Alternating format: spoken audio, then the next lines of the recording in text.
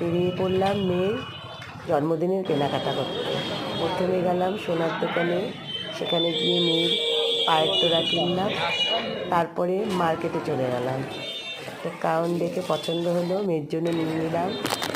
আর মেয়ে বলেছিল স্টোন টিপ লাগবে, সেটা খুঁজতে একজন আছে, ও উঠায় দিছে।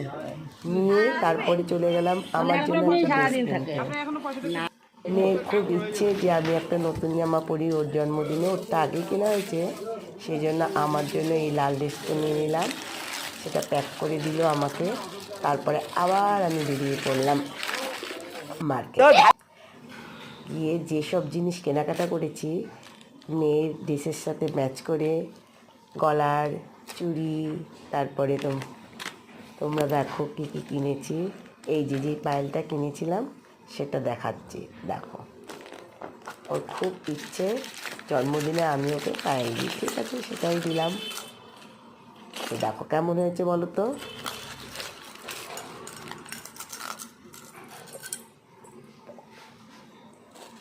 আর জন্মদিনের জন্য যে সকল জিনিস দরকার, এই যে যেমন বেলুন, সমস্ত কিছুই কিনে ফেলেছি। এই যে বেলুন অনেকগুলোই কিনেছি, কেন একটু সাজাবো ভেবেছি, সেই জন্য বেলুন ফোলাতে পারি না ভাই, তার জন্য একটা বেলুন ফোলানোরও কিনে ফেললাম।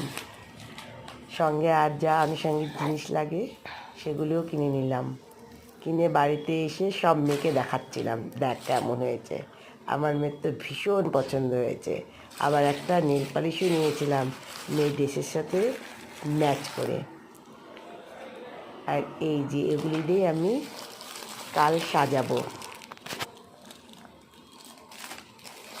তোমরা বলো তো জন্মদিনের কেনাকাটা কেমন করলাম, একটু জানিও তো। এরপরে আবার দেখা হবে কালকে নতুন ভিডিও নিয়ে। টাটা।